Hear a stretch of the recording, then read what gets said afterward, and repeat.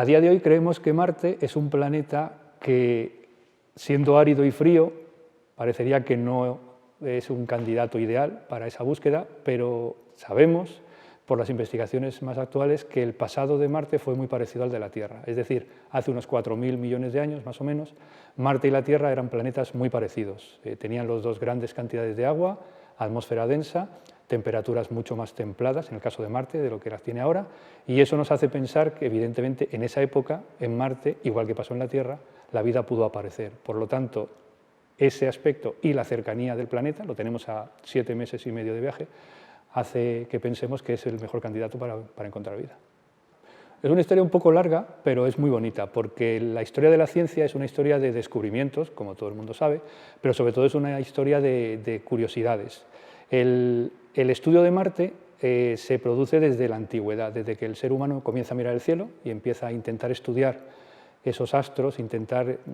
establecer modelos explicativos del universo, pues Marte aparece como uno de los elementos a estudiar. El estudio de Marte, a lo largo de los siglos, hace que los modelos vayan cambiando, vayan desarrollándose, mejorándose, adaptándose, explicando mejor lo que se ve. Y fue precisamente el estudio de Marte el que hizo que, pues, por ejemplo, los modelos pasaran de ser geocéntricos a ser heliocéntricos, que los estudios de las órbitas de los planetas cambiaran de los círculos perfectos a las elipses, y que pues, a día de hoy lo que ha conseguido Marte, o el estudio de Marte más bien, es que dejemos de estar centrados en un universo antropocéntrico y se convierta pues, en lo que es, ¿no? Es un universo rico y evidentemente mucho más complicado de lo que pensamos al principio. Pues la dicotomía marciana es una característica muy interesante del planeta que se descubre cuando se obtienen los primeros mapas completos del planeta, cuando los primeros orbitadores comienzan a tomar fotografías a buena resolución y se empiezan a ver las estructuras geológicas del planeta. Se ve que hay una diferencia muy acusada entre los dos hemisferios. El hemisferio norte es un hemisferio, parece hundido, más deprimido y muy liso, muy poco plagado de cráteres, muy pocos cráteres, mientras que el hemisferio sur está sobreelevado respecto al hemisferio norte y está plagado de cráteres. Entonces, esa diferencia entre los hemisferios marcianos es lo que se conoce como dicotomía, y es un elemento interesante de estudio porque nos hace pensar que esa dicotomía pudo formarse por varios aspectos interesantes de la historia geológica del planeta, y también nos puede hablar de la posible presencia de agua pasada. La ciencia ficción y Marte es un romance que siempre está on fire. Yo creo que desde que se empiezan a plantear las opciones posibles de que la vida pueda existir fuera de la Tierra, el primer lugar donde empezamos a poner seres extraterrestres, pues es en esos lugares donde tenemos un especial feeling, ¿no? La Luna, evidentemente, y Marte. Entonces, bueno, pues si decimos la palabra Marte, yo creo que un porcentaje muy alto de personas, público general, dirá marciano como palabra asociada. Entonces, los marcianos han estado siempre ahí y la ciencia ficción ha recogido ese guante y lo ha exprimido al máximo. Entonces, yo creo que ese Marte imaginado es un Marte que está ahí, que va a estar ahí y que va a estar siempre presente, porque en el futuro el estudio de Marte cada vez nos está llevando a pensar que realmente los marcianos, no siendo verdes y con antenas, puedan existir, y entonces pues, ese Marte imaginado yo creo que no va a dejar de crecer y va a seguir estando ahí en la imaginación del ser humano. Pues aunque parezca que es un planeta cercano y que es accesible, realmente es muy complicado tecnológicamente llegar al planeta. En los años, el primer cuarto del siglo XX, se descubre una forma de llegar al planeta con un mínimo gasto de energía, es decir, una forma de tecnológicamente ser capaces de llegar al planeta. Es una órbita de transferencia que permite con 2 impulsos desde la Tierra y frenando en Marte colocar naves espaciales primero en órbita y luego intentar el aterrizaje. Bueno, pues eso, que lo cuento de una forma muy sencilla, de manera tecnológica es muy complicado, y eso ha significado que aproximadamente el 60% de las naves espaciales que se han enviado a Marte han fallado en algún momento, ya sea en el momento inicial de ese cambio de órbita de la Tierra hacia Marte, en la llegada a Marte, en el camino hacia Marte o ya en el aterrizaje o en la inserción en órbita. Entonces, por eso es por lo que se dice que Marte es un devorador de naves, porque bueno, estando tan cerca no nos pone fácil llegar a él.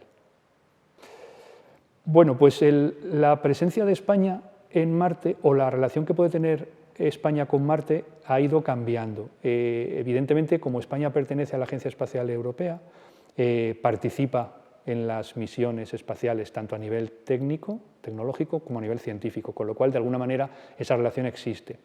Lo que sí que es verdad es que desde hace pocos años, desde el año 2012, ya podemos decir que España tiene una presencia en el planeta rojo. En el año 2012, concretamente el 6 de agosto de 2012, aterriza en Marte la misión MSL de NASA, el rover Curiosity, aterriza en el cráter Gale. Bueno, pues a bordo de ese rover hay una estación medioambiental española, un instrumento científico español que se llama REMS. Está desarrollado en el Centro de Astrobiología donde trabajo. Está liderado por el centro, pero tiene participación de muchas instituciones científicas españolas y de empresas del sector espacial español. Entonces, ese es el comienzo de una relación mucho más estrecha entre España y el planeta rojo, en 2012. En 2018, la nave InSight, también de NASA, aterriza en Marte y a bordo está la segunda estación medioambiental española, que se llama TWINS, que también ha sido desarrollada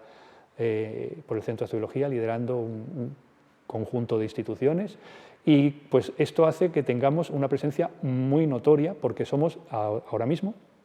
el único país que tiene simultáneamente dos estaciones medioambientales funcionando en Marte.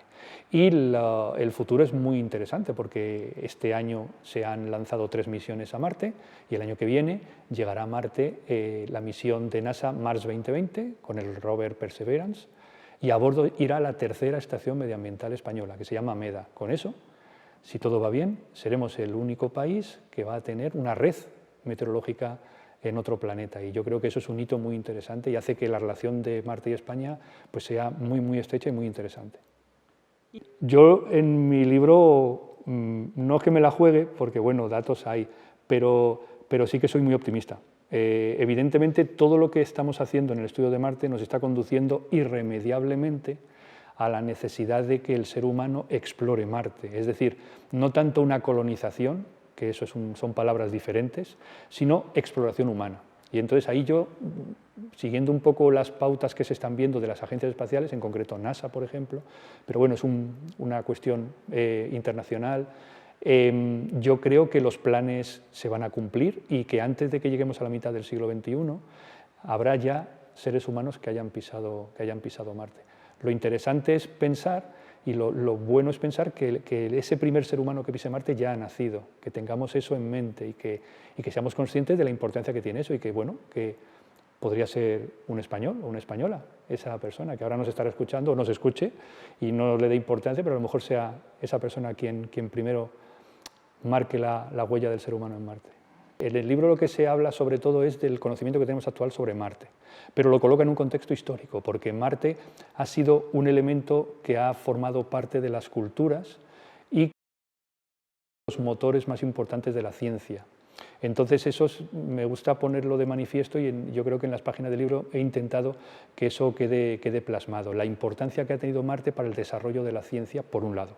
y por otro lado los enigmas que esconde, que a lo largo de los siglos lo que se ha visto es que, bueno, lo que pasa en ciencia, que cuando crees que tienes la respuesta a la pregunta y crees que la respuesta te responde realmente a la cuestión, te aparecen preguntas asociadas a esa respuesta que son todavía más interesantes. Pues eso lo lleva haciendo Marte desde el comienzo del estudio del planeta, y cada vez que pensamos que hemos descubierto lo que esconde Marte, nos presenta nuevos enigmas. El más importante de todos es el que aparece en el título, que es el enigma de la vida. Queremos descubrir si Marte albergó vida alguna vez y si todavía la sigue albergando. Así que lo que van a encontrar los lectores en el libro será esa búsqueda de respuestas y esa manera que Marte nos ha ido ofreciendo respuestas parciales y planteándonos interrogantes cada vez más interesantes.